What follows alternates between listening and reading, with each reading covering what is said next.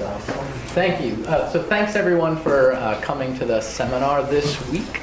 I hope you all had a good Thanksgiving. So this week we are fortunate to have Brittany Bass back on campus. So Brittany's a proud graduate of San Diego State University. She got her master's degree in economics from here 3 years ago? 3 years ago, 2014. 2014? Yeah. Okay, good stuff. Yeah. And so she does work in health economics and the economics of education, and is here presenting a working paper on the effects of sex education policy. So really excited to have you. Thanks for coming. Thank you. Thanks for the intro.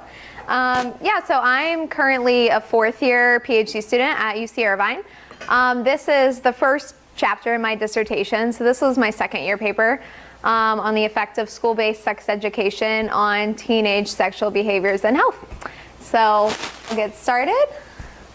So what exactly is sex ed and why do we actually care about this? So there's definitely a big debate in schools about whether or not schools have a responsibility to teach sex education, and if they do, what type of sex ed should they teach? Like, is it more abstinence-based, or is it comprehensive, or what's going to prevent teens from getting pregnant or getting diseases? So there's a big debate about if this is useful and then why.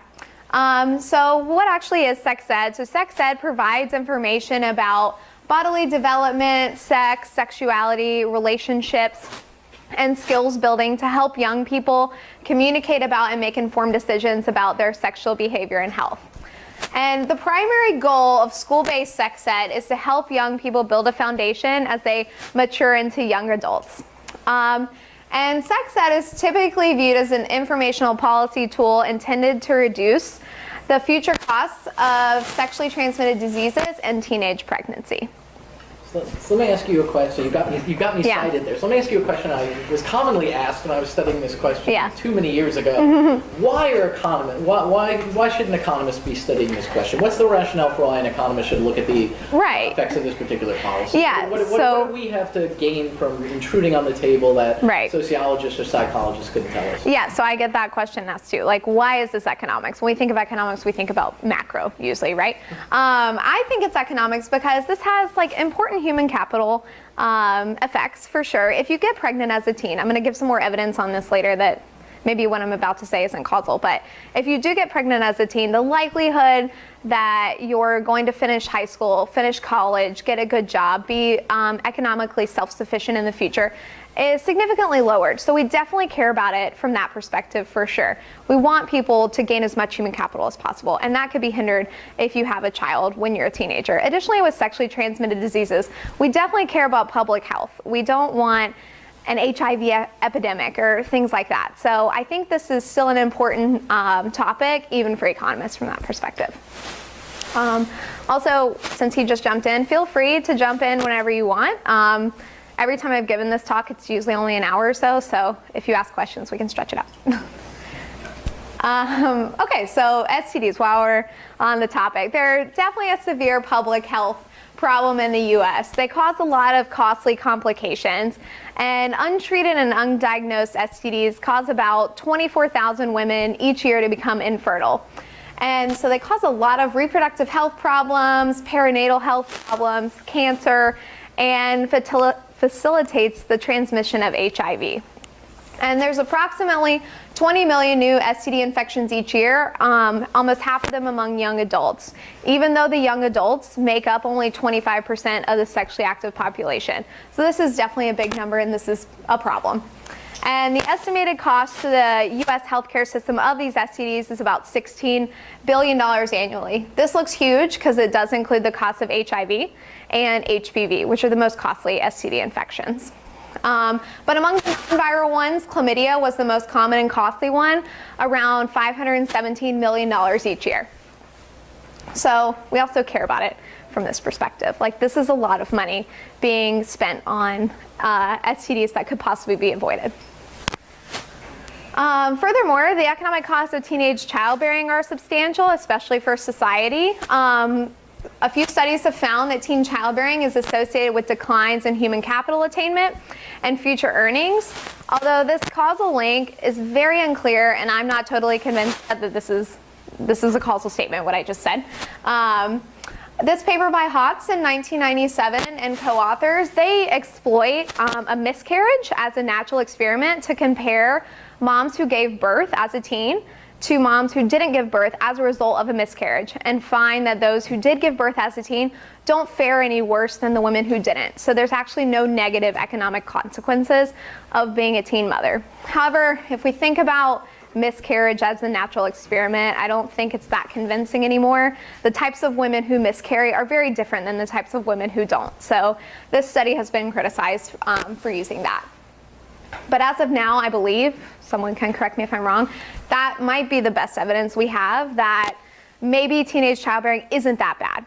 But I think any person, if you go up to and ask them on the street, is teenage childbearing an issue, they would probably say yes.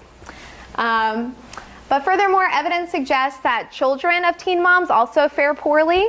They have lower cognitive development, academic achievement, health, and behavior. Again, this causal link isn't totally clear because a lot of these studies just compare children born to teen moms to children born to older individuals. And again, that's not an adequate comparison group, so it's really hard to draw a causal conclusion from studies like that. But regardless, there's an estimated $11 billion annually lost in tax revenues, public assistance, and child health as a result of teenage childbearing. Okay, so just to give you a quick preview of my results, so just to remind you what I'm doing, I'm looking. Yeah. Again, is there so I mean, one response to this, right, is that people sort of rationally kind of trade off the joys and pleasures of unprotected sex with adverse private costs that come with it, and some may be willing to pay that price given their, you know, the present kind of utility. Yeah. So is there, what do we know about, given this intervention, what do we know about how well people are informed about, for example, the risks of contracting a particular STD given particular frequency in which they engage in unprotected sex? And I guess to what extent do we think sex education programs are correcting for this asymmetry? Right, yeah, so I'm gonna get to that in a little bit. There's a brief literature that actually looks at that. Like, are kids actually learning anything from sex ed? And just heads up, they are. So they actually retain the knowledge and actually alter their behavior. That's evidence from some randomized control trials, but we'll get into that for sure. So what I'm doing, I'm looking at the effect of sex ed on teenage sexual behaviors and health. So just so you're not sitting here for an hour and a half wondering if I find anything, I do. I find that sex ed increases condom use by about 3% and decreases the teenage chlamydia rate by about 8%. And there's no differential effect of abstinence-based or comprehensive sex ed on sexual behaviors or health, which is a pretty interesting finding, especially from a policy perspective. So we'll get more into this later, but just so you're not sitting there wondering. Okay, so what are we gonna do in this talk? I'm gonna give you guys a quick background. So theoretical predictions, what we think would happen as a result of sex ed, my contributions to this literature, a rundown of my data, my results, or my empirical approach, and then we'll wrap it up with the results. Okay, so how did sex ed come about? Why is this a thing? Why does it exist? So in the 60s, these ultra-conservative groups like the John Birch Society and the Christian Crusades thought that sex ed was immoral and a filthy communist plot, which is excellent that they say that. So in the 60s, there was a huge movement against sex ed. And then in the 70s, 20 states voted to abolish sex ed completely. I think in the 70s, there was only about 3 states left that still had it. New Jersey, New York, and one more that I always forget. And then in the 80s, once it was recognized that AIDS is a big problem, the AIDS epidemic happened, the Surgeon General called for sex ed in schools beginning as early as the 3rd grade.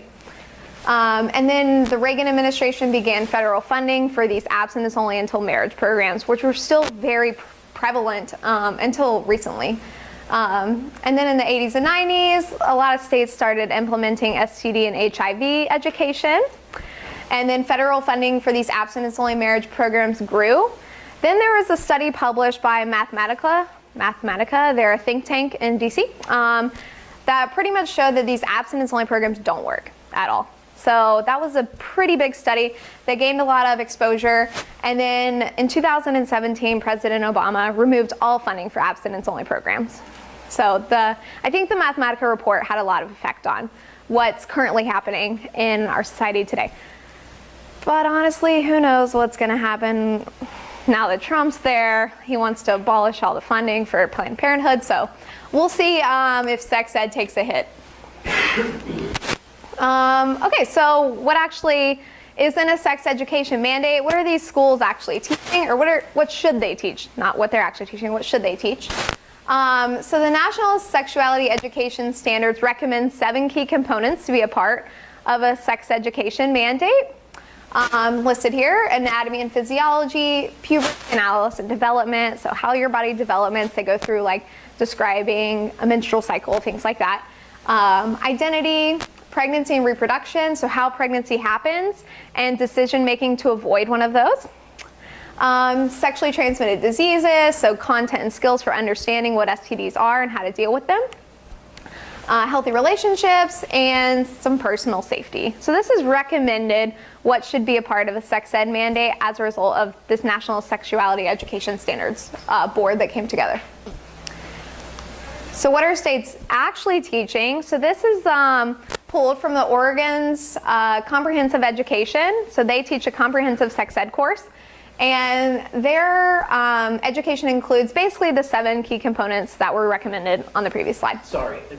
So, I mean, I know basically sex education programs tend to be implemented by local school boards in their own schools. So is this Oregon state mandate? Yeah, this is Oregon state mandate. And an Oregon state mandate, does it apply just to public schools in Oregon? Yeah, it applies, because private schools can do whatever they want. Okay. Yeah, I think same thing with charter schools, but I'm not totally sure. Yeah. I have a related question. So in these states that have not yet passed some kind of mandatory sex ed policy, is there discretion at either the school or the school district level to opt into teaching it, even if it's not required? Yeah, of course. So so states can mandate it. So like Oregon, they have to teach sex ed. They have to teach this kind, but the individual school district can decide how far to go with that. So then when we think about interpreting what you find from these mandates, we should be thinking as the biggest change are districts in which nothing is being taught and now they're mandated to teach. Yeah. And those may be different than the districts that might be ahead of the curve. Right. Yeah. Unfortunately, due to data limitations and also finding all of these policies at a very local level, it's just difficult. I don't do anything at the district level, which I think is the most important, and that's going to be some future work. Yeah. So for now, it's just kind of like an average effect, like the bigger picture. Yeah. Do you have any, just like stylized facts? Is it more urban versus rural places that might be teaching this, where this policy isn't going to bind? Right. Yeah, I'm not sure. Yeah, I haven't looked at that. That's a good question though. Do you have a sense that the mandates, they specify what grade this is being taught in, or is there any kind of variation? Yeah, so I would love to have that information. It's not as prevalent on these school codes as I thought it would be. Some codes do specifically state you have to teach this at 10th grade, but normally from what I've gathered, it happens when the kids take their PE and health sequence. So from my experience when I was in high school, I had to take health or PE, they were together, in 9th or 10th grade. So that's when I got my sex ed course. And that's typically what happens. But yeah, in this paper, I can't exactly measure when they're getting it. So if I could, that would be great. I could do a little more, but yeah. Are the states that mandated these also the states that had the highest pregnancy rates? No, so I'm going to show you some evidence of, it's not endogenous, with respect to that. Are there differences across these mandates in credit requirements? I mean, do you have to achieve sort of 3 or 6 credits of sex education before you can graduate from high school, or what? Yeah, that I'm not sure about. Like I said, from what I've gathered, it's just part of their health content. So you have to take a health course to graduate, or you have to take health or PE. And then within the health course, you get the sex ed. There are differences across states, for instance, in the health credit Right, requirements. yeah. Like how many credits of health. So that could be interesting. Yeah. Another variation to exploit. What about, say, for Oregon statute, do you have information on sort of parental, whether they can opt in and sort of out of the policy? Yeah, so I have, so I do have that information. It's not in this paper. I'm still, like, that's kind of future work, I think. Because when I was looking at it, it's very sparse. It's not there for all years. And it was, I think I had to do a lot of like assuming and filling in years, and it didn't seem very reliable. But it is there for the later years. So if I just restrict this analysis to say maybe, I want to say 2006 is when I get really good sex ed data, or like it's from the Guttmacher Institute, which publishes these very frequently, I could get it, yeah. So I could restrict it and look at it then. I just have a question. Do you have data on like if schools or certain states maybe have multiple rounds of sex education as students? Or like No. One course? Right, yeah, no, I'm not sure about that. I don't have data on that, no. Okay, so this is, maybe you guys have read the slide by now. This is what Oregon's teaching. So basically the 7 key components from the previous slide. They're teaching about development, puberty, contraception and conception and pregnancy. And they're teaching about abstinence and also about contraception. So this is part of the comprehensive mandate where they give you both perspectives. And within the contraception information, they describe what FDA-approved methods are and their proper use and effectiveness, and then they also demonstrate the steps to using a condom correctly. So this is the most comprehensive you can get with regards to sex ed. And then they also talk about STDs, how to diagnose, treat, and control. Sorry. Thanks. Sure.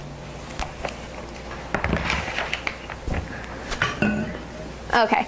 So that's a comprehensive education. If we look at Ohio, this is very abstinence-based. So they teach that abstinence is the only 100% effective way to avoid STDs, pregnancy, and HIV. And they stress that students should remain abstinent until after marriage, and that conceiving a child out of wedlock is likely to have harmful consequences for the child, the parents, and society. Obviously, as what I said before, this is not totally factual. We haven't had any causal evidence that actually supports that. So that's what they're teaching them. And they emphasize adoption as an option for unintended pregnancies. So they mention nothing about abortion, nothing about how to get STD treatment or care, nothing about how to use contraception effectively. So a big difference between Oregon and Ohio. Okay, so how might sex ed actually affect teenagers' behavior? So rational individuals should become sexually active at the first age at which the perceived benefits from sex surpass the perceived costs. So if sex ed is teaching students about the costs associated with sex ed, then these students should weigh their costs and benefits when determining when to have sex, and that might alter their behavior. So if I start learning about all of these costs associated with having sex, I might decide to change my behavior if I think it's not good for me anymore. And sex ed should only affect their behavior to the extent that it presents new information. If I already know everything that's being taught to me in a sex ed course, my behavior is likely not to change. Like if I already know what a condom is and how to use it, and then I get taught that, I'm not learning anything new. So my behavior is probably not likely to change. But to the extent that it presents new information, I may alter my behavior. I think you're being too slavish to the God of rational choice. Okay. Possibly. You cited a paper that appears in the JPE, the auditor. Yeah. I can imagine why he felt the need to do that. But I would imagine that these courses have as much effect on people's values and attitudes as they do on their information. Right. Yeah, very true. Yeah, I agree. You are not able to distinguish. No, I'm not. No, unfortunately. But So yeah, I totally agree. In answer to Joe's question, what have you done that sociologists wouldn't do? Right. Yeah, that's tough. That's tough. You don't have to do anything. I mean, I don't think that's not a flaw in your paper at all. Yeah. in this age of behavioral economics, I don't see why you have to bow down Yeah. before that. Okay. I see. Yeah. Okay. So, yeah. So behavior may be altered when new information is presented, and the new information typically comes in two forms, either abstinence-based or comprehensive. So regarding abstinence-based, these teens that wish to remain abstinent, they never want to engage, sex ed should have no effect on their behavior. If they weren't going to have sex in the first place, they're not going to start now. For teens who prefer sex but want to avoid a pregnancy, sex should decrease. They should decrease their frequency of sexual activity given this abstinence-based information. So the prior literature has found that abstinence-based sex ed has had no decline in sexual activity and an increase in pregnancy rates. These studies are all cross-sectional and compare teens that took sex ed to those who didn't. It's not that reliable. So I don't think this literature is very causal in telling us that this is exactly what happens. Similarly, for comprehensive sex ed, for these teens that don't want to have sex and remain abstinent, sex ed should have no effect on their behavior. For the teens that prefer sex but want to avoid a pregnancy, they should decrease their risk of STDs and pregnancy by, for example, increasing contraception use. And then again, the prior literature, they find that contraception use increases, teen pregnancy decreases, and the initiation of sex decreases. Again, these studies are mostly cross-sectional.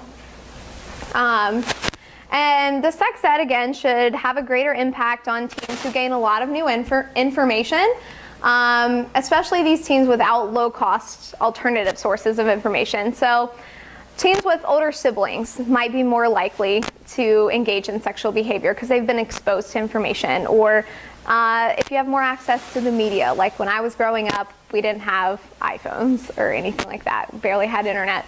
But teens nowadays have access to all of this stuff. So I think access to that is definitely going to affect their behavior. And younger versus older teens, I think too, maybe teens with a driver's license who have a job might be more engaging in these sexual behaviors because they have more opportunities too.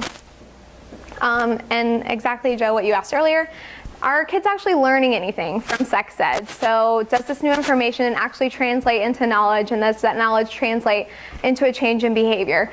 And these studies listed at the bottom are all randomized controlled trials that do just that. One of them gives a brochure to kids in one class and no brochure to kids in another, and monitors their sexual behavior over time. And they find that they are actually consuming the knowledge, they're taking a test about it a few months later, showing that they learned something, and then altering their sexual behavior in the long run. So these RCTs are definitely the gold standard for what we want to do as researchers, but they don't have a lot of external validity. A lot of these programs were targeted to very at-risk youth, where they expect to see the biggest results happen. So I think what I do is a lot more general. Okay, so previous literature that's relevant to my study that uses quasi-experimental approaches. The first one is by Sabia, one of his grad school chapters, I believe. He uses NLSY and finds that the causal link between sex ed and adverse health outcomes is gone after controlling for fixed effects and using instrumental variables. But the most two relevant studies to what I do are these bottom two. The first one is Carr and Packman. And when I was writing this paper, I had no idea that their paper existed. And then I saw their paper and I was very sad because it does something very similar. So they use the diff and diff and estimate state-level abstinence education mandates on teen health outcomes. And they find no effect on the birth rate or abortion rates, but a slight effect on STD rates in some states. So they use abstinence education mandates, whereas I'm going to use general sex education mandates in addition to abstinence and comprehensive sex ed mandates. So, and I'm also using individual level outcomes, which I'll get into in a little bit, that they don't exploit, so I can kind of get at the mechanisms behind what they're doing. What was the window of time that they looked at? Because I found this sort of story about that sex education might have very different impacts on behavior at different times of technological innovation, where Right. you have Yeah. lower cost information at your fingertips any second. So what year? Yeah, did that's the Carn true. Bachman- They use, I believe it's early 2000s until 2016. Okay. Yeah, I'm not 100% sure, but I know it's early 2000s. Yeah, so this was really upsetting for a day when I saw their study. And yeah, it was just published. But second, Kearney and Levine, they use addition to determine the role of demographic changes demographic changes on recent trends in the U.S. teen birth rate. So they control for state level sex education and that require teaching of and find that these policies have no effect on the teen birth rate. Again, I started this project in 2014, so this paper hadn't come out yet. And when I saw the Carn-Pachman one, I saw this one, and it was just a disaster for like a week. But still, I think I still add something beyond these two studies that we can talk about right now. So what am I actually contributing to this literature? I'm exploiting the within-state variation in sex education mandates. So the two previous studies, Carn-Pachman one, they just look at abstinence only. So I'm looking beyond that. And then the Kearney and Levine one, they just look at teen birth rates and the effects of these sex education mandates. And the time periods are very different. The Kearney and Levine one is, I think, much more recent.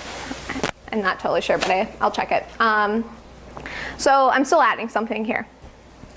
And I attempt to address the potential policy endogeneity that a lot of these sex ed studies fail to do. So, she left, what Audrey was asking, if there's trends in the teen birth rate, was that a result of these states implementing sex education? So I do a nice event study exercise and show that that's actually not the case. I also utilize the Youth Risk Behavior Survey. The survey is yet to be used in the sex education literature. I actually helped put it together when I went to school here a long time ago. This took a lot of legwork, and I think it's a nice data set to exploit this kind of topic. And I thought I was the first to explore whether the effect extended to STDs, but then the middle study did it, so now I'm just among the first. But we'll see what happens there. Okay, so my data, again, I use repeated cross-sections of the national and state YRBS from 1991 until 2013. This survey is conducted biennially by the CDC. And it's individual level data on sexual activity, condom use at last sex, and contraception use at last sex. These are the three outcomes I'm going to exploit from this survey. And this survey is given to high schoolers every other year. Additionally, the YRBS is all self-reported, so it's a survey given to students in a classroom. So if this survey induces more students to increase or decrease their reporting of their sexual activity, then my data or my estimates could definitely be biased. So I supplement the self-reported data with objective data on chlamydia rates and birth rates. So the chlamydia rates are for 15 to 19-year-olds from 1996 until 2013. It starts in 96 because the rates weren't broken out by age until 1996, and that's obviously crucial for my analysis because I'm just looking at high schoolers. So I needed this age range. So that analysis starts in 96, and then I also get the birth rate for females ages 15 to 19 from 1991 until 2013. So my outcomes that I'm looking at from the YRBS, I'm looking at three. All of these are binaries, so have you ever had sex, yes or no? The condom use at last sex, and then FDA approved contraception use at last sex. Those are both conditional on having had sex, obviously. I know the YRBS also asks about number of sex partners as a measure of sort of frequency. Have you looked at anything Right. on number of sex partners or any kind of intensive margin sort of measure of sexual activity? I haven't looked at that yet, no. I think the issue with that is I was missing that data for a lot. Like it was missing very frequently, and it didn't seem as reliable as these. But I can definitely explore and see what's going on there. So those are my three outcomes from the YRBS, and then my sexual health measures. I just went over the chlamydia rate and the birth rate. So these are the outcomes that I'm looking at. And just some quick descriptives. We see About 48% of the sample reported ever having had sex. And these are for ages 15 to 19. There's a few 19-year-olds in the sample.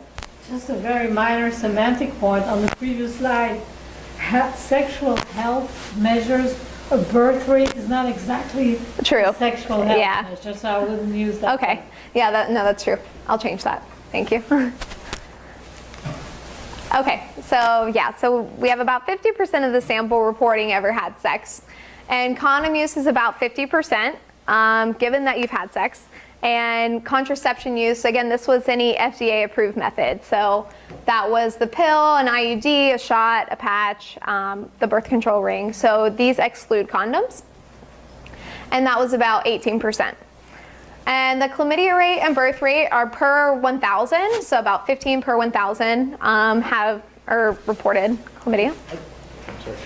Well, I was going to say, so if you have the measure of condom use and then you have everything else, how are you thinking about the relationship between, so I understand, so you either had sex or you didn't, and then if you didn't Right. have sex, you're no longer in these two categories, No. right? But there's also kind of an interaction between condom use and contraception. What do you mean? In that the marginal returns to condom use very Okay. much depend on your partner's choice with respect to contraceptive use. Right, yeah, okay, I agree. But maybe for teenagers, I think what I was thinking, with teenagers, they're most likely using condoms. From some statistics I was looking at, mostly use condoms because getting access to birth control without your parents knowing is easier now. For sure. Right. But back in the day and during the sample period was much harder. Yeah, but you still have 20% Yeah, sexually active right. teens in this Yeah. age range. Yeah, right. Yeah, true. I actually should look at what years are contributing most to this. I think it'd be interesting to see how that's evolving over the years. But yeah, I agree. Yeah, it definitely depends on, yeah. Well, you see that only 18% use contraception, that's except for condoms. Right, yeah. Just a question on the timing of sort of those measures. So, do we know? Do you have any sort of measure about when their last sex was? No, I don't. It just says, yeah, the last time you had sex. That would be great though. If it was yesterday or if it was 3 years ago. Yeah, it would be nice to know. Yeah, I can't get at that. Okay, so where is the variation in these sex ed mandates coming from? Again, this data is from 1991 to 2013. So 20 states enacted or were enforcing a sex education mandate. And I get these mandates from different volumes of the SACUS report and the Guttmacher Institute. The earlier years, 1991 until 2001 or 3, I believe, sorry, it's in my paper, are from the SACUS report, and then the following years are from the Guttmacher report. So we can see the variation is coming from the states that are highlighted in green. So not all the southern states are adopting, or not all the liberal states are adopting. There's a lot of variation around the country, which is nice for me to exploit. So the earliest sex ed mandate was implemented in Florida in 1992, and then the most recent one in my sample was North Dakota in 2012. So there's nice variation there, which is good. Sorry, what is the green? So the green are the states that implemented sex ed during the sample period. Any form? Yes, yeah. On this slide I distinguish. So, sorry, it's kind of hard to see, but the yellow, these are the states that implemented abstinence-only sex ed, and then the pink are the states that implemented comprehensive sex ed. So these overlap a few times. A couple of states implement an abstinence-based sex education mandate, but then switch it to a comprehensive. Or they go comprehensive for a few years and then they switch back. New Jersey, North Carolina, and Georgia are big culprits of this. I'll touch on that a little bit later in the talk. But yeah, the yellow are abstinence-based, and then the pink are comprehensive. And some of these states are switching in and out. And some of the states on this previous slide, you'll notice, aren't in this slide. So some states don't specify whether or not they have to have a comprehensive or an abstinence-based sex education mandate. It can just be very general. So, just so I'm clear, if you go back a slide, so the green states are where there's a change over the sample period. Right. Do all of the white states don't have the mandate, or some of the white states have it the whole time and some of the... Yeah, all right, David made the same comment. Yeah. I should have distinguished. Yeah, so some of these states have had a sex education mandate the whole time. So I'll add that in a different color for sure to show. So I don't recall off the top of my head what those are. But yeah, these are just the states that implement during my time period. So some of these states have never had one, whereas others have had one the whole time. So there are some earlier than your earlier. Yeah, for sure. Just adopted before you. Right. Yeah, thanks for pointing that out. Yeah, so same thing with here. Some of the states that are here, like Alaska, they, I believe, have a comprehensive or abstinence base, but it's been enforced the entire sample period, so they don't show up here. So this is just exploiting the variation that I'm going to use in my project. And all of these states that are highlighted are states that you've got data in the YRBS before and after the mandate? Yeah. So I do, I'll get to that. I do this on a balance panel. Okay, so how am I estimating this? I'm gonna use just a standard difference in difference model. Y is my outcome. It's indexed at the individual level, the state, or I indexes the individual, S indexes the state, and T indexes the year, again from 91 to 2013. Sex ed is an indicator equal to 1 if the state passed a sex ed law, and this can be augmented to include the comprehensive or abstinence-based education. I don't show it in this model, but I can add that in here, and the interaction between the two. But the main effect of the comprehensive or abstinence is going to drop, because in order to have comprehensive or abstinence, you have to have had a sex ed mandate. So this can be augmented to include those. And Y is the outcome of interest, and it has an index I on it because the YRBS is at the individual level, but the same specification is also used for the state level chlamydia rates and birth rates. Obviously the I subscript just drops. If you're individual level data, do you have any like sub-state geographic identification at all? No, Like that? I don't. Yeah, not now. I would love to get that. I plan on getting that in the future to follow up on this, because I think that's great. And the YRBS now is at the district level, so I could exploit that too. But yeah, I just haven't done it yet. STI rates, right, at a more localized level? Yeah, I just don't have the sex ed mandates at a more localized level yet. Right. Well, but the idea is that if you have more local data, you could include local fixed effects instead of just the state that might control for some. You still wouldn't get like a time varying opt-in district level policy changes, but the extent to which one district is more aggressive in opting in, you would control for that. But yeah, that's true. You could interact it with things like income, urbanization. Right, okay. Like Democratic versus Republican voters. Yeah. Okay. Progressive attitudes. Okay, yeah, that's a good idea. For heterogeneous facts, yeah. Okay, yeah, thank you.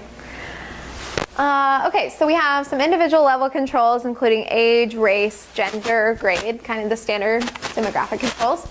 And then the vector Z includes for state level economic and policy controls. This includes the unemployment rate, per capita income, beer taxes, some drunk driving laws, parental involvement laws for abortion, and mandatory weight loss for abortion. And I also include state and year fixed effects. Okay, so my identification is coming from the within state variation in the sex ed mandates across my sample period.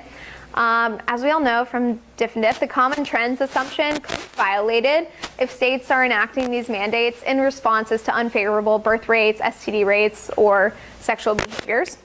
So I attempt to show you that that's not what's going on via this event study. This is how the event study is specified. So this right here is an indicator equal to 1 if the observation is tau years away from the implementation of a sex ed mandate. So I'm going to normalize all the sex ed mandates at 0, and then if you're 1 year, 2 years, 3 years, 4 years on each side of the mandate, that's what I'm going to exploit and show the trends on each side of the implementation. I'll show you the graphs, but this is what this equation is doing. Okay, so what do I actually find? We're kind of flying through this if anyone wants to stop me. So my diff and diff estimates indicate that a sex ed mandate increases the probability of condom use by about 3%. That's what's happening in this column. We don't find any result that sex ed is increasing the probability of having sex. It's not a significant effect. We do see that it's positive, but it's fairly imprecise. And also we find no evidence that contraception use is increasing.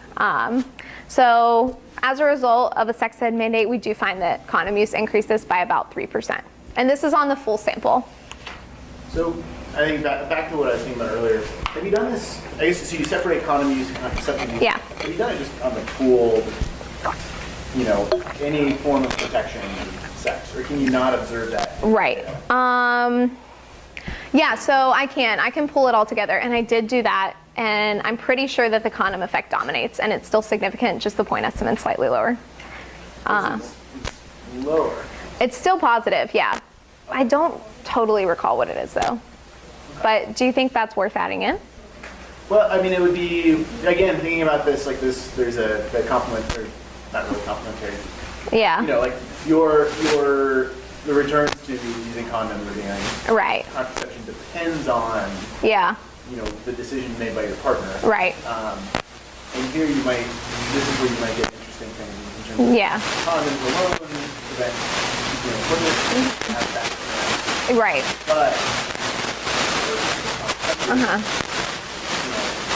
either one prevent. Yeah. Okay. Yeah, that's a good idea. Yeah, I'll add that in. So to preface this, I don't buy the event study. Okay. But so my question is, have you just plotted what the time series of condom use looks like? Yes, I have. My intuition tells me that it's going up. It's going up. at the same Yeah. time. Yeah. And so, given the event study results, I'm skeptical that you haven't adequately just controlled for a non-stationary. Right. variable. Yeah. That makes sense. Okay. I'm not sure the answer on how to address that. Right.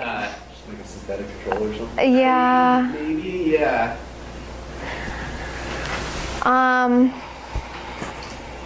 I guess it's just. I don't something think to a think of. time There's trend- not an answer to this comment, right? I mean, I think what comment I've gotten to is to add a state linear time trend would address it. But given the event study that I don't find any pre-trends, which apparently you don't buy, I don't include the state time trend. And then there's, I cite a paper in here as to why I don't do that, because it could attenuate the results. And we don't really know what the state time trend is actually controlling for.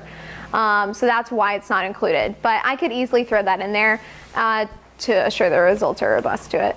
Yeah. But, I mean, even just showing the trends in all of these outcome variables True. over time would be Yeah. the first step to say, Yeah. here's the evolution of my left-hand side variable. Yeah. Like, are we worried about stationarity or not? And then, Yeah. yeah. Okay. And what we've been sort of assuming is true, right, over the sample period, that there's less risky sex, more condom use, things are better between 1991 and 2015 Right. among high school Yeah. students. Yeah. Births are certainly falling back. Yeah. Yeah, 16 prices. Yeah, right? Yeah. Wasn't there a paper on that? Brittany, I have a question that it's probably down, and the weeds too technical, and I'm probably wrong. Okay. But a 19-year-old in 2010, their state passed or implemented the program the year before. Okay. So they're coded as under that regime, but No, because they're not in, oh, sorry, they're in the, so that date has passed. So now they're in a state that has abstinence or comprehensive sex ed, but right. when they were in 10th grade, it didn't. Yeah. Yeah, so the 19-year-olds are in the chlamydia and birth rate outcomes because they have to be. I can't disaggregate that anymore. Right. But yeah, that's totally true. They are coded as having had, this program when technically they really didn't. But you could you could create a right-hand side variable where it kind of scales in the treatment, right? So it should be, Yeah. you know, instead of just a 0 or 1, were you treated? Yeah. Could be proportion of the year, years, yeah, that they get it, 14 right. And then that would solve, because I think what Ed's talking about would lead to some attenuation of the result. Right, yeah, It would that's just true. be a way to kind of properly scale it up as with the dynamics of that aging cohort. Yeah. As they age through. Okay. and have that. Yeah, that's a good idea.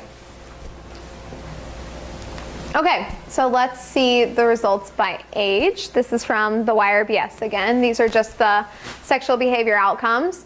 So if we look at the top panel, if you've ever had sex, we see a significant increase on 15-year-olds reporting that they've had sex. This is about, I think, a 4% increase. And then I'm going to explain this in a second if we just go through the condom use one.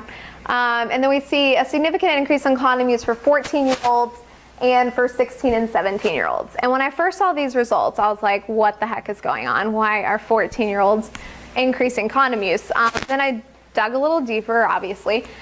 And researchers at Indiana University did a big sex study and found that a lot of these younger kids, age 16 and under, are engaging mostly in oral sex instead of traditional vaginal intercourse. So then I started thinking about these results more, and a possible explanation is that these 14-year-olds are increasing condom use, but for oral sex. And these 15-year-olds that are engaged or reporting having had sex are reporting having had oral sex. Unfortunately, in my data, I can't distinguish between oral sex and vaginal intercourse to explore this mechanism more, but that's kind of my explanation for what's going on here. But then the 16 and 17-year-olds are reporting increasing their condom use, which we would expect to see if these are the kids most likely to be engaging in sex. Because typically teens enter into sex around 17 years old. So I think that result makes more sense. But the pattern is still really weird.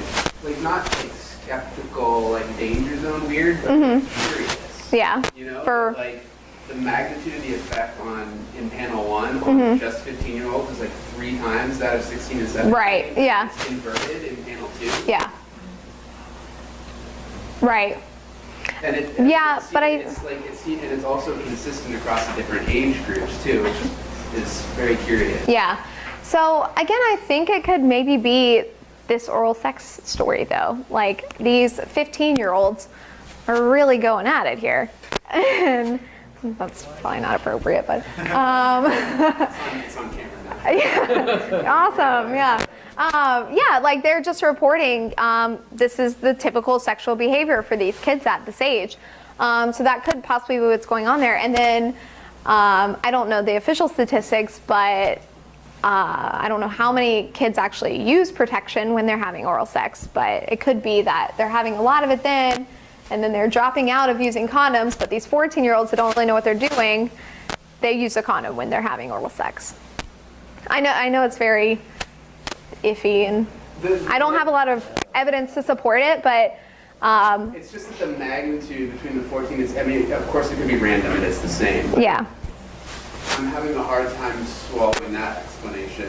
Okay. Given that the magnitude helps not.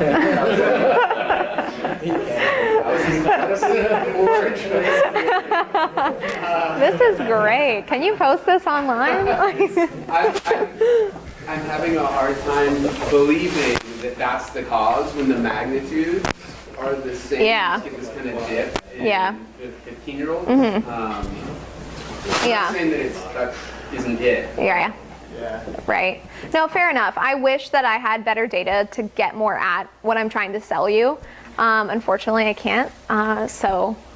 We're talking about these age groups. Are these all people that have had exposure to sex ed, or are there 14-year-olds in this group that Yeah. So. take that class? Yeah. So this is whether or not they got a sex ed mandate. I can't measure if they've actually taken the class, unfortunately. So this is just like intent to treat. 14-year-olds in like 9th grade that haven't had that sex ed. Right. Yeah. So yeah, but it's each individual. So I could drop the 14-year-olds or drop the 18-year-olds and pull them together and see.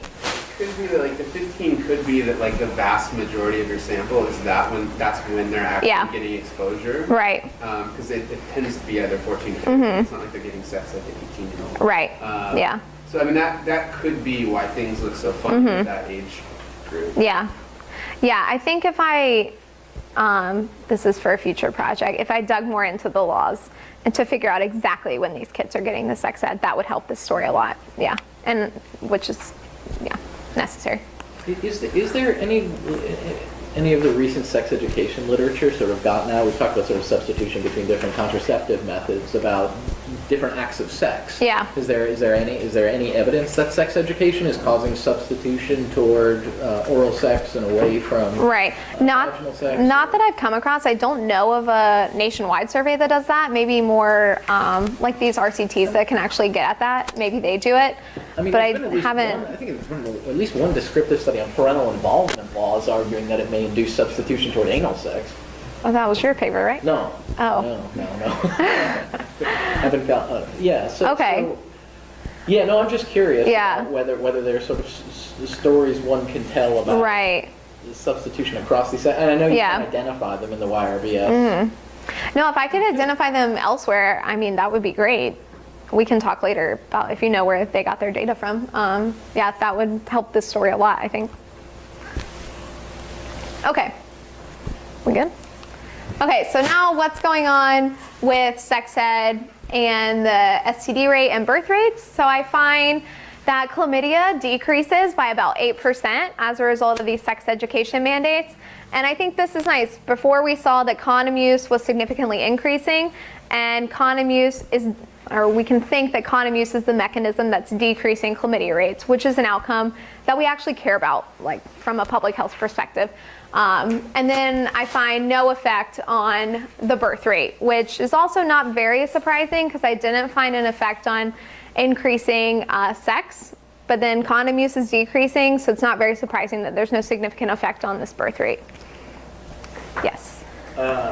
So, can you tell us a little bit about the difference in the number of observations you have for the chlamydia versus the birth rate? Oh yeah, this is just due to chlamydia rates being for 1996 to 2013, But and it's the same, you're looking at the same states. It's just a yeah. time period. Yes, yeah, so that's a good point. I did restrict the sample to only look at the 1996 to 2013, the whole analysis, and the results are very similar. The birth rate doesn't.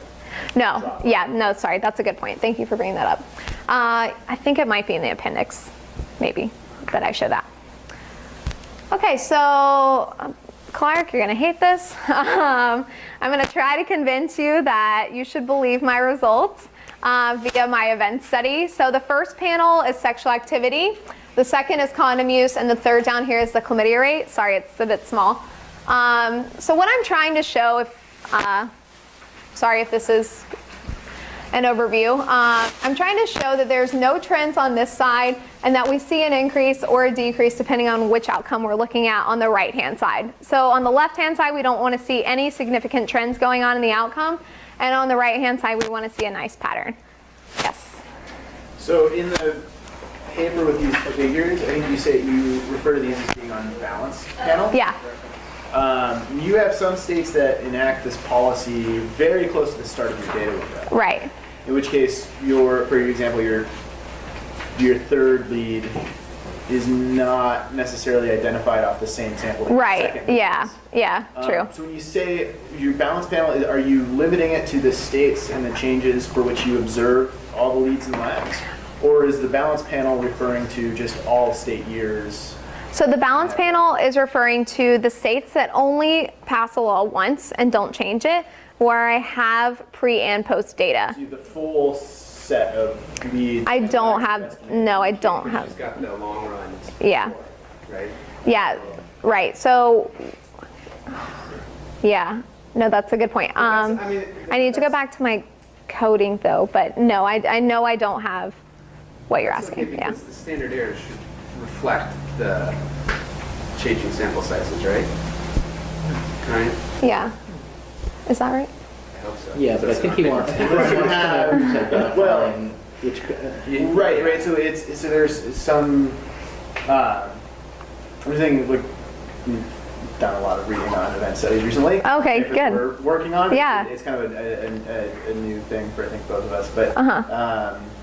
but yeah, I've seen some papers that get wonky leads. Yeah. And then it may come from not identifying, and then when they leave out, for example, the states, in this case, it would be like the Florida that's like in 92. Right. And your data starts in 91. Yeah. Then, you would be identifying the second lead, or the first lead, I guess. Right. Off of a different sample. Yeah. Than you would kind of the year of, or the other. Yeah, so maybe my use of the word balance panel is off here. To make it completely balanced, I would have the appropriate number of leads and lags for each state contributing to the sample on each side. So, and I don't have that. I know that I don't, but I can definitely explore that and see what's going on there. Yeah, it's a good point. You might just run it on that and just see if some of the noise in those leads cleans up. Yeah, that's a good idea. Okay, thank you. And any other resources you guys have on event studies? I think I spent like 4 months trying to do this correctly, and it's tough. Okay, so what I'm trying to show here is that specifically panels B and C, that there's no pre-trends in condom use or chlamydia rate. If kind of we average these together, this would pull up around right here. And then we can slightly see that condom use is increasing. And then same thing with chlamydia rate, it's slightly decreasing. So this is ideally what the event study should show. And I think, if I do it on the balance panel, maybe some of the noise on the left-hand side will clean up a little more. Yeah, because it's the noise on the left-hand side that, like, I feel like you're shooting yourself in the foot. Yeah. I feel like, you're showing your results, you're like, okay, great, like with the diff and diff. Yeah. And you're like, okay, just to show you that, like, I'm doing it right, I'm going to show you this. Yeah. And then I wasn't, like, skeptical with the diff and diff. Okay. And then I see this and I'm like, now I'm skeptical. Right, like, okay. Maybe there's another way that you can sort of convincingly tell an exogeneity story other than this. I think I could show, I could just put in leads of the policy. But it's the leads that are the problem, right? So but you do the normal, like, you do the sort of standard thing where you normalize, you omit the, like, pre-period, right? But if you instead omitted 2 periods before, then all of a sudden your effects, like, change signs in the event study. Like, if you look and it's like, they would, so that, I mean, and if you look at how noisy the leads are, you're going to squint your eyes. I see no effects. That's fair. Or you're sort of like waving your hands and saying, like, if you squint them just a little harder, then you can see it trending up. Right. You know what I mean? So I'm not sure this is the most compelling way to say, like, hey, I'm like, this is not there's not an endogeny. Okay.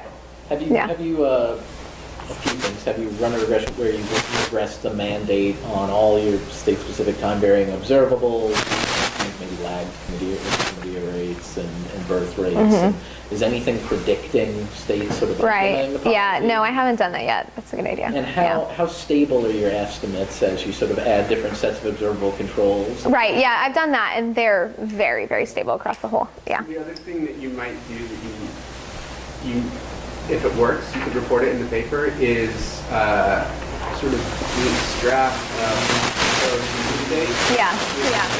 Randomly assign get your estimates, get the distribution of that, report data there to your business based on that. And if it's still significant effects, basically, I think it's very Okay. In a way, if that works, I think that's an even stronger argument than an event study explanation. And then you don't have to invite questions or comments with this.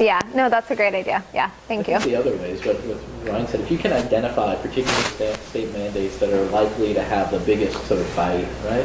How about some synthetic controls on a few of those states, a few of the case study of states where you can find where you should expect, if you're going to find sort of a common effect, you should be able to, it should be blaring out at you in these particular states if you can identify them, given either the specifics of what the mandate is or what was going on the ground before the mandate's something. Could be nice. How many states are not in your sample at all? Like, it looked like a decent number, right? Well, you have to be careful. So if you're going to do this synthetic control, when you go to put together your donor pool, you got to throw out the ones that always had a mandate. Right, yeah. So it's not just the ones that didn't change, it's the ones that did. Yeah. You Ones gotta look that at don't ones have the that mandate that never did. had that. Yeah. No, all the states are in there because they're controls. What were you asking, Clark? But in your diff and diff, they don't, those. No, they're not identifying off of anything, but they're obviously included. Right. Yeah. Yeah. And there really is no difference, sorry for zooming off in another, I saw a footnote saying there's nothing difference between men and women. No, there's not. No. And I did it by race, and there's nothing there either. Yeah. I thought there was going to be, when I first started writing the paper, I had all these different predictions for it, but turns out. Well, men and women wasn't too surprising. Yeah, I mean, depending on most people, I think, are probably in this age range of reporting having sex with Yeah. one of the other. Oh, yeah, no, I don't know. I think boys are more likely to lie about things like this. yeah, especially. Okay, so Exactly. Yeah, so definitely misreporting. Yeah, for sure. Do you also find something for abstinence? Oh, I'm going to get to that right now. Yeah. Okay. Yeah. Are we done on this tragic page? Okay, yeah, so this is what you're asking about. So this breaks up the results into abstinence-based versus comprehensive. The top panel is abstinence. And yeah, I find no differential effect of abstinence-based or comprehensive on these outcomes. Same thing for the chlamydia and birth rate, but we can focus on this one for now. So I don't find any differential effect of the type of sex education policy on these outcomes. And this could possibly be due to the actual type of sex ed not really being effective. So if you teach a comprehensive education course that includes how to demonstrating how to use the condom, that might be much more effective than just throwing out condoms to kids or even just mentioning it in passing. Unfortunately, I don't have the intensity of the law that can detect things like this. So that's a possible explanation for why I'm not finding anything here. is this, so when you have sex ed and abstinence, Yep. is the sex ed category one for all those that are either ambiguous or comprehensive? And then is it, and then you have a separate category that's in one for abstinence, or is it everyone gets sex ed and then there's interaction? Yeah, the abstinence is interaction. Okay. Yeah, Okay. yeah. Yeah, sorry, yeah. Can you That could be show clear. that the sex education in panel one is, the effect of sex education on panel one is significantly different from the sex education in panel two? Yeah, I can do an F-test between those. I haven't done that yet, but that's a good idea. Because Yeah. it looks similar. Yeah, it looks similar, so these That would might not be really interesting statistically. to find out. Yeah. That would be something you can do to valorize your own research compared to Yeah. the other two. Yeah. Because they didn't have the comprehensive sex Right, education. right. No, that's a great idea. Yeah, I should do that. Yeah, I can easily throw an F-test in there at the bottom. Yeah. So we see the same story here for the chlamydia rate and the birth rate. Still no differential effect. And again, the abstinence and comprehensive are interactions. This one, this point estimate basically offsets this one here. So there's really not much going on in these panels really at all. So why not include both interactions in the same model? Because the main effect of the abstinence would drop. If we just look at panel one, the main effect's going to drop out. Because in order to have an abstinence policy, you have to have a sex ed. So that's going to drop. So my interpretation from the abstinence is that that's kind of the differential effect from a sex ed policy that is abstinence only. Yeah. Relative to a sex ed. So enacting a sex ed that's abstinence only relative to enacting a sex ed policy. Yes. Right? Yeah.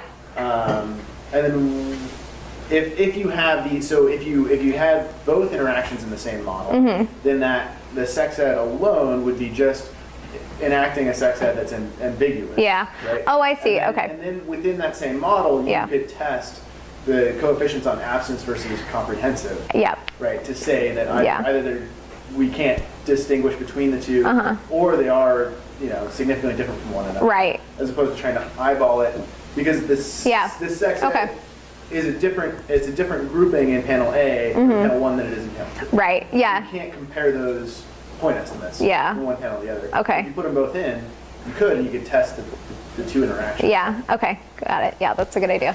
Yeah, I can easily do that. Okay, let's wrap it up. So what I find a significant effect on condom use, that it decreases among sexually active teens, and chlamydia rates, increase by 3%, and chlamydia rates decrease by about 8%. And I did a quick back of the envelope calculation that the 8% decrease in chlamydia rates translates into about a $43 million savings in annual STD care costs. So this is pretty big. This is a nice calculation. And then if we compare that to what it actually costs to implement a sex education mandate, or curriculum, not mandate, from the NARL website, a typical sex education curriculum costs about $200. And I think a bunch of you are gonna be like, wait, what? That's so low. No way. But typically health teachers or PE teachers teach the sex ed component, so they're not bringing in outside resources or paying an extra salary for someone to teach a sex ed course. It's already there. So the $200 is primarily coming from materials, maybe a book, some pamphlets, some scary pictures that they show you. That's where that number is coming from. And if there's approximately 27,000 secondary schools, then it costs about $5.4 million to implement sex ed. I'm sorry, I'm so immature. It says 27,000 U.S. pubic secondary schools. Oh God, sorry, it's public. It's only funny. Because of the topic, right? Yeah. Good eye, I'm gonna change that. Hopefully it doesn't say that in the paper. Yeah, so clearly the the benefits outweigh the costs. And then again, when I explore the heterogeneity, I find no differential effect.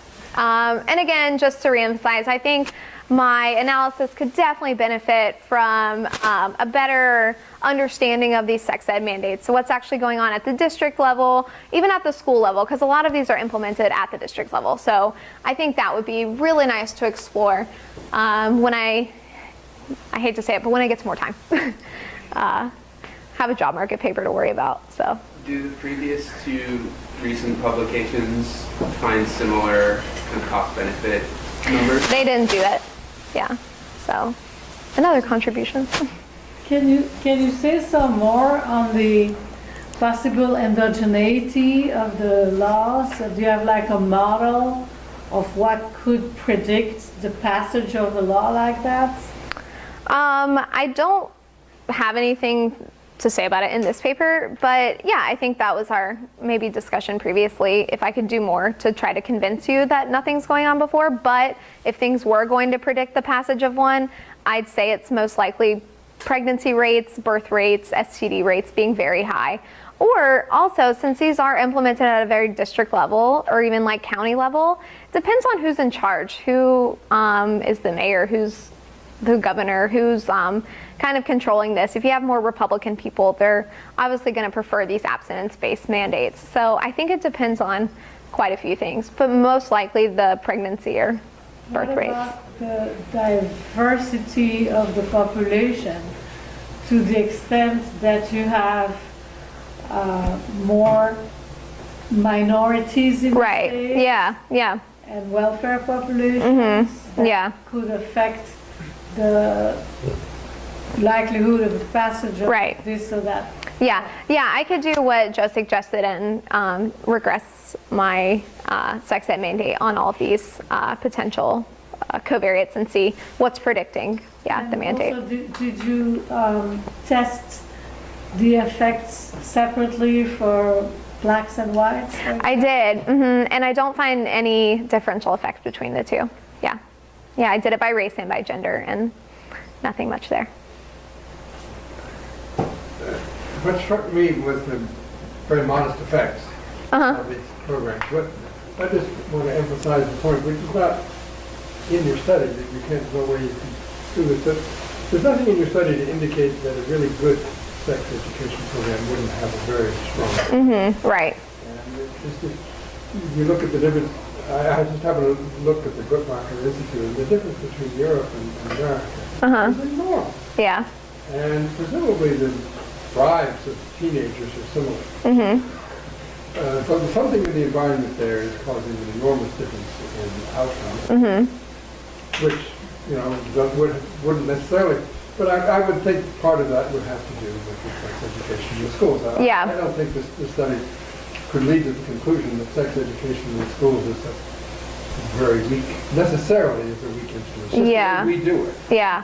No, I think if I could get more at the intensity of the mandates, that could maybe point to your question a little more. Like if they have these opt-in requirements, so like parents actually have to check a box that actually allows their children to participate in sex ed, or exactly what they're teaching, then I could get more at what you're suggesting, yeah. And I mean, I definitely could, like it's a for sure future project. Maybe following up on that, does the YRBS have any kind of data on the school itself, school characteristics? Can you identify what school they're coming from? No, it doesn't, yeah. I think the finest it gets is the district level, yeah. So you can't identify whether it's like, I mean, public school or private school? No, it's all administered to public schools, Okay. yeah. I don't know. I guess the only comment I have on the last slide is, I understand that that's the NARAL sort of cost estimate of 200 for Yeah. a couple of pamphlets and so on, but it certainly isn't the cost of a I mean, you'd have to think about the time you'd think about implementing the mandate, what's not being done with that class time, that's teaching this sort of sex education. Oh, for sure, yeah. material. I just think it's a little too flip to say $200 Yeah. for a typical school day to implement the policy. I'm not sure that's Yeah, not sure that's true. okay. I mean, it may still well pass your cost benefit, but you, Yeah, You want to qualify. right, this could be very understated. Any teacher who's teaching I thought of that too. yeah. If the cost disparity, what aren't they teaching? Because Yeah, exactly, yeah. Yeah, I'm trying to remember like what I learned in my health class when I got this, and it was like, yeah, I think you still learn about like puberty and how to wrap a broken ankle or things like that. So yeah, I think the opportunity cost is definitely important, and I wish I could measure it. Yeah. anything else? Well, thank you very Cool, much. thanks guys. Thank you for your comments, it was great. Thanks so much. Our final seminar of the semester will be next Thursday. Hope Corriman from Rider University and the NBER will end the semester on another sort of youth risky behavior topic, looking at the impacts of welfare reform on youth crime and drug use and other risky behaviors. So look forward to seeing you next time. Thank Cool. you, Brittany. Thanks. Brittany.